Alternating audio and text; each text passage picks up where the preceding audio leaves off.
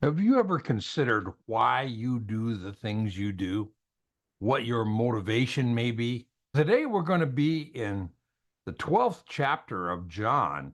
We're going to see various motivations as we go through these verses and ask ourselves the question, how do my motivations compare to theirs?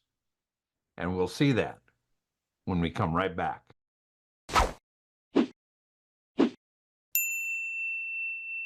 Welcome to Bible Study with Friends, where our goal is to help you get more impact from your Bible study, how to dig deep, how to mark it, how to apply it to your life. I'm here with my friend Sherry Mangrum, and Sherry and I hope that you are blessed with these videos. If you are, please hit subscribe. Help us to get to 1,000 subscribers. And hit the like button. That helps us with YouTube. And feel free to comment. Yeah. And you can always have your mom subscribe, because I'm going to have my mom subscribe. Oh, there you go. Have your mom and your brothers and your sisters and have everybody subscribe. Listen, we're going to do chapter 12 in our study of John from verse 1 down to verse 27, talking about various motives that we see in dealing with Jesus, and then those motives leading to what was Jesus' motive. And we're going to see that today. I've called this video Perfume, Palms, and Purpose. And we'll see that unfold in these 27 verses as we get into them. Are you ready? I'm ready. All right, let's go right into the first verse. Jesus, therefore, 6 days before the Passover, came to Bethany, where Lazarus was, whom Jesus had raised from the dead. Okay, now, some interesting details on that verse is, number one, he's been up in Ephraim, remember from last chapter, and now it's March or April, it's Passover time, and this is 6 days before Passover, so therefore it's 5 days before he celebrates the Last Supper, Passover, and then dies before Sabbath. So he dies Friday. 6 days before he comes down to Bethany, where Lazarus was. Now, some interesting things there about this episode he's going to go into. He's already mentioned it in chapter 11. He mentioned Mary with the perfume, all right, the bathed his feet. So this is recounting something that they already know about, that the people reading the book of John already know this story. So we're going to ask ourselves the question, why does John put it here? Why is it here? Let's read this episode. Go from verse 2 down to verse 4. So they made him a supper there, and Martha was serving, but Lazarus was one of those reclining at the table with him. Mary then took a pound of very costly perfume and anointed the feet of Jesus and wiped his feet with her hair, and the house was filled with the fragrance of the perfume. Now stop here. The fact, that little detail of the house was filled with fragrance of the perfume, really speaks to the fact that John is an eyewitness. John is there because he knows that she didn't just put the perfume out, but the house was full of fragrance. It was Saturday night. They were having a meal. Lazarus was reclined with him, and it was not typical for women to recline with the men. So the men are reclining at table, and Martha is serving, and Mary is about to come and sit at Christ's feet. I appreciate that, because it's like bringing me into the story. Yeah. I can imagine what it would smell like. Yeah, he's bringing you into the story on purpose. But the question is, why is this here? What purpose does this narrative serve? Where we've talked before, John he jumps around, and this is a sermon basically on why we should believe in Jesus. We need to ask ourselves the question, what was going through John's mind when he shares this, and he was inspired to share it by the Holy Spirit? I see a couple of things here. Number one, it's the motivation of the people around Jesus. We see Martha has the motive of serving. Yes. The fact is that people around Jesus have a motive of, I want to serve him. I want to serve in the church. I want to be involved in service. Lazarus, who is one reclining with him at the table, is a motive of fellowship. They just want to be with Jesus. Now, verse 3, Mary takes the perfume. This really shows a motive of sacrifice, of a desire to sacrifice something for Christ. Did you look into anything about nard? No, I did not. It was a very costly perfume. We're going to talk about how costly in a second. But nard was interesting because the reason it was so expensive is it was a fragrance imported from northern India. All the way from India came these spices, and they were sealed in jars to seal in so they didn't evaporate. That would be the alabaster? Yeah, it doesn't say here what it is, but basically, we know from before that it was alabaster jar. So this is expensive perfume, and Mary is showing a motive, an attitude of sacrifice. Okay? Yes, that's beautiful. Okay? So we go into the next few verses, and we're going to see some other attitude and why John is recording this. So go ahead and read 4, 5, and 6. But Judas Iscariot, one of his disciples, who was intending to betray him, said, "Why was this perfume not sold for 300 denarii and given to the poor people?" Now he said this not because he was concerned about the poor, but because he was a thief and had the money box he used to pilfer what was put into it. All right, now tell me, what was Judas's motivation? Greed. There are people around Jesus for selfish reasons. What is Jesus going to do for me, or what can I get out of being here? That just shows us a selfish attitude. It also sets up the fact of the betrayal is based upon this fact of selfishness. And John knows, because this is written way after this, he knows Judas is going to betray Jesus. And one of the motivations for that betrayal is selfishness, greed. Okay? And he betrays him for 30 pieces of silver, which, by the way, is an interesting little deal. Back in the Old Testament, 30 pieces of silver is what you paid if you had an animal that damaged one of somebody else's servants so that they couldn't serve anymore. You paid the master 30 pieces of silver to pay for the servant. This sets up the fact that Judas has this motivation. Now, the other thing that I see in this, Mary sacrifices her perfume, right? And I see two little details here that's interesting for me. And that the first one is she is criticized. And when we sacrifice for the Lord, whether we sacrifice our careers or our time, people are always going to be critical of that sacrifice. Even people that are around us, fellowshipping with us, part of us. Judas was part of the 12.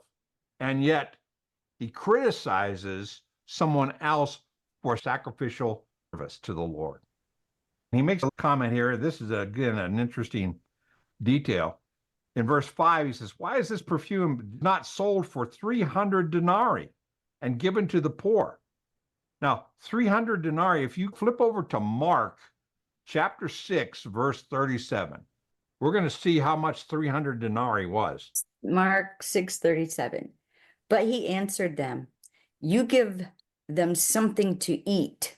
And they said to him, "Shall we go and spend 200 denarii on bread and give them something to eat?" Okay, now Jesus wants them to feed 5,000 people, maybe even 9,000 people.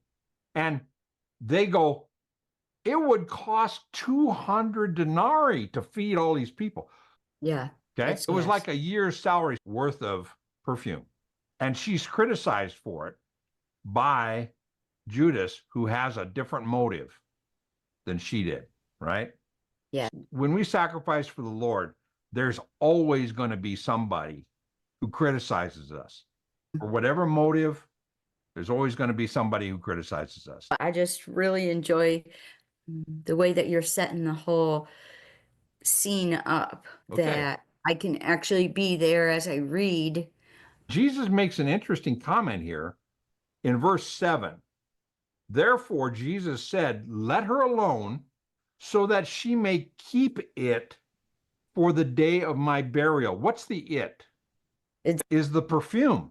He's basically forecasting his death and burial because he says, hey, let her alone. She's going to use some of this perfume for me right now, but let her save the rest for the day of my burial, where I'm wrapped. That's include honey and nard and frankincense and all kinds of spices. He's basically saying, let her alone. She can save some of that for my burial, right? Yes. Then Jesus continues to talk. Read verse 8. For you always have the poor with you, but you do not always have me. You don't always have me here on earth with you in fellowship. You're always going to have a need for sacrifice. But in Mary's case, she is sacrificing and Lazarus is there and Martha is serving here on earth. I want to spend as much fellowship with Jesus in my life as I can here on earth. And I want to serve him and I want to sacrifice for him and I want to fellowship with him as much as I can while I'm here on this earth, because he's got a different plan for me later. Okay. There's another little section here. Read from verse 9 to verse 11. The large crowd of the Jews then learned that he was there, and they came not for Jesus' sake only, but that they might also see Lazarus, whom he raised from the dead. But the chief priests planned to put Lazarus to death also, because on account of him, many of the Jews were going away and were believing in Jesus. So there again, we see a different motivation. Judas said, hey, that's a lot of money. We should give that to the poor. And in that verse, it says, not because he was concerned about the poor, but because of selfish reasons. Here, they were coming, verse 9, not for Christ's sake, but also to see Lazarus, to see this tourist stop. Yeah. Now, something significant about Lazarus after his resurrection. They're coming to see this phenomenon. Lazarus's life is making an impact.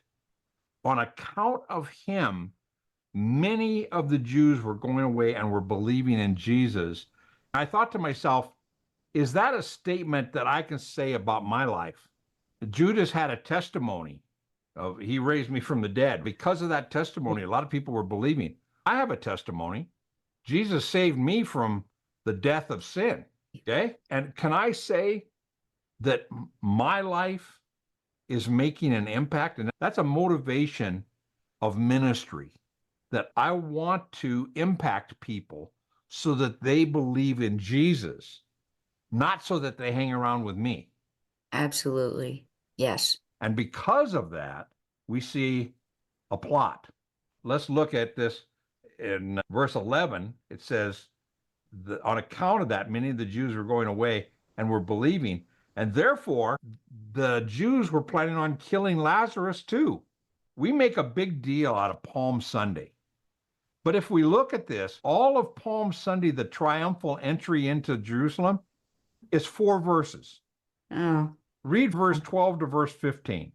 But on the next day, the large crowd who had come to the feast, when they heard that Jesus was coming to Jerusalem, took the branches of the palm trees and went out to meet him and began to shout, Hosanna! Blessed is he who comes in the name of the Lord, even the King of Israel. Jesus, finding a young donkey, sat on it, as it is written, Fear not, daughter of Zion. Behold, your king is coming, seated on a donkey's colt. That's it. That's Palm Sunday. That's the triumphal entry It's anticlimactic, but it's got some cool things in it. What they shout is, Hosanna, blessed is he who comes in the name of the Lord. Hosanna in Hebrew, do you know what it means? No. Save us. Or Oh. it literally can mean save, we pray. Oh. Or it could be please save us. So this idea of shouting, we want a Messiah who saves us politically. This is political motivation, not spiritual motivation. Wow, there's a lot of motivation going on here. We've been talking about people's motivation of, hey, this is the Messiah who did this great sign back in Bethany, raised somebody from the dead, which only Messiah can do. Hey, Hosanna, save us, Messiah, from Rome. Save us politically. Yeah. And we have people around us, people in the church even, who have political motivations for what Jesus can do for them. And that's a political viewpoint. And that's Palm Sunday. Wow. Jesus comes in, and it quotes Zechariah chapter 9, verse 9, where it talks about he comes in humbly on a young donkey. He doesn't come riding a big horse or a chariot. So he doesn't come in like Alexander the Great did, or like Caesar does when he comes in, this conquering king. He comes in as a humble servant riding on a young donkey. He's not even coming on a big mature donkey. He's coming on a little baby donkey. And I could see him riding with his feet touching the ground. This is Jesus coming in very humbly and not as a king would enter. We get another little section here that the disciples did not understand until after Jesus was glorified. Then, verse 16, they remembered these things that were written of him and what they had done to him. The they is the crowd. And they didn't get what was going on. They thought, this is a great crowd. This is terrific. Jesus is sure popular. And they didn't understand until after they were filled with the Holy Spirit and had his help in understanding. Then they figured out, oh, this is what was going on. An interesting footnote from one of the disciples, basically saying, we didn't get it, which is typical of the book. Now, I want you to read verse 17 down to 19. So the people who were with him, when he called Lazarus out of the tomb and raised him from the dead, continued to testify about him. For this reason, the people went and met him, because they heard that he had performed this sign. The Pharisees said to one another, you are not doing any good. Look, the world has gone after him. So because of this huge crowd of people were coming to him for various motivations, but the Pharisees' motivation was envy. And they would say to each other, look, why are we waiting? Look what this guy has done. Everybody is following him. They have a motivation of envy in this. They don't like the fact that people are following Jesus as Messiah. They're not saying, gee, I wonder if he's Messiah. No, saying, boy, he is so popular. He's more popular than us. And we talked last week about if we don't stop this, the Romans will step in and we'll lose our political base and we'll lose our spiritual position. So their motivation was one of envy. Then we go back, look, what's the significance of Greeks coming to see him? Read 20 to 24. All right. Now there were some Greeks among those who were going up to worship at the feast. These then came to Philip, who was from Bethsaida of Galilee. Now, that's important because Bethsaida was in an area of 10 cities that were basically Greek cities. And because Philip was from there and Philip has a Greek name, they go to Philip as the contact. Oh, okay. Now, verse 21, what do they say to Philip? Began to ask him, saying, Sir, we wish to see Jesus. And keep reading 22. Philip came and told Andrew, and Philip told Jesus. And Jesus answered them, saying, the hour has come for the Son of Man to be glorified. Now back up. Why is that verse 22 in there that Philip came and told Andrew and told Jesus? Why do you think that's there? Here are Greeks coming, and they're going to be worshiping in the court of the Gentiles. They're not allowed in the actual temple itself, but they're in the court of the Gentiles, and they're coming to worship. And they hear Jesus is in town, and so they want to see Jesus. And this idea of coming to Philip, and Philip goes to Andrew, and then they both go to Jesus, shows that the disciples were shielding Jesus. Oh, You didn't just walk up to Jesus, you made an appointment through the disciples, and the disciples were running interference for people that wanted to see him. So you have this picture of, excuse me, sir, can we see Jesus? Just a second, I'll check. Let's go to Andrew, and then we'll go together and say, hey, do you want to see these people? Verse 23, Jesus says this. He answers them and saying, the hour has come for the Son of Man. Now, who is the them? Them would be The Greeks. okay. He's not answering Andrew and Philip. He's answering the Greeks who came to see him. So he is talking to Gentiles. Now, this is important because Jesus also wants to make sure that the Gentiles are included in the message that he has come to die for mankind, not just for the Jews. So here he's talking about the hour has come for the Son of Man to be glorified. Now, we've talked about this way back in chapter 2 at the wedding feast. What did Jesus say to Mary? My hour has not yet come. And now his hour has come. And Jesus says to these Gentiles, now is the time I'm going to be glorified. And they're going, what does that mean? He's going to explain. So now is the time. We see John bringing a closer to that whole idea of my time has not yet come, my time has not yet come. And then all of a sudden, the hour, my time has come. It's here. And then he goes, truly, and that's when Jesus is basically saying, hey, this is important. Truly, I say to you, unless a grain of wheat falls into the earth and dies, it remains alone. But if it dies, it bears much fruit. And that's in 3 chapters. In John 15:5, he's going to talk about us bearing much fruit. I'm the vine, you are the branches. He who abides in me and I in him, he it is who bears much fruit. That same exact phrase. So then he talks about you got to die. And then he talks about the motivations of a disciple.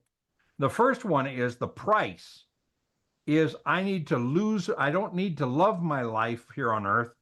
I need to lose my life here on earth because I hate my earthly life. I want you to flip over to Romans chapter 6, verse 11. Romans 6:11. Consider yourselves to be dead to sin, but alive to God in Christ Jesus. So this idea of being dead to this world. When I finally decided to go all in for Jesus, I said that, and I didn't even know it was a verse yet. That's a picture of in baptism, we die to ourselves, we're buried, and then we're resurrected to eternal life. So the first motivation of a disciple is, am I willing to die to my self-interests here on earth and live for Christ? And in comparison to loving Christ, I hate my life on earth. Paul said, I wish I could die and go to heaven, but for the sake of ministry, I'll stay. So the second motivation that we see in disciples, that we can ask ourselves some serious questions, if anyone serves me, he must follow me. So that's this idea of the act of discipleship is service. And you got to follow me, like in Luke 9:23, where it says, whoever follows me must take up his cross daily and follow me. Yeah. So you serve by following Jesus, sacrificially being willing to die to yourself, follow him by taking up your cross. And then the last motivation we see is the motivation of reward. We literally will be rewarded. Because look what he says. He says, you must take up in verse 26, serve me, he must follow me, and where I am, my servant will be also.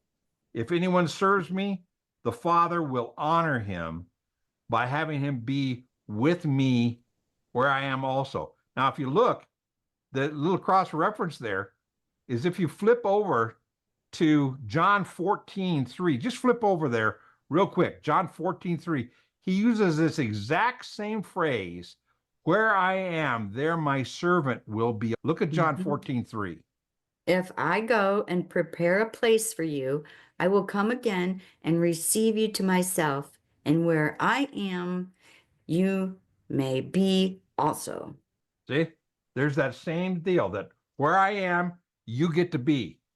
As a reward of being a disciple of Christ, you get to go with him. And then our last verse, I had the title of this was Perfume, Palms, and Purpose. Now let's look at this last verse. He's still talking to the Greeks, these Gentiles. He's not talking to the disciples here. When he's talking about this discipleship and sacrificing dying to yourself, living to him, following him, serving him, and being rewarded by him, he's talking to Greeks. It reminds me that would be the two best verses to pick out to show people when they're counting the cost of following Jesus. Yeah, exactly. I love those two little verses because it really defines discipleship. If I'm going to be a disciple, what does that look like in my life? Read those two verses. That's what it looks like. Dying to your own interests, serving Christ, following him, taking up your cross, bearing much fruit, and being with him in heaven. That's the definition of a disciple. And then the last verse, hold on a second. Let me do some homework. Get the page right. We went through 3 pages. Holy cow. Roll. See how far we get when I don't talk? Okay, now read verse 27. Now my soul has become troubled, and what shall I say? Father, save me from this hour, but for this purpose I came to this. My hour has come, and I'm troubled in my spirit. And that's what we see in Matthew 26:36-39 in the garden, and 42, where he becomes troubled in the garden and he prays, Lord, if this hour could go from me, let it pass.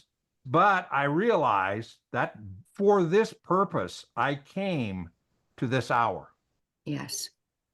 Now, this idea of he is troubled, in John 14:1, it says, guys, he's talking to his disciples, and he says, don't let your hearts be troubled. Jesus says, I'll take all the trouble on myself and what it's going to cost me on the cross. I can be troubled so that you don't have to be troubled. Amazing. Let not your heart be troubled. Because I came for this purpose. So perfume to palms to purpose, we see various motives for being around Jesus.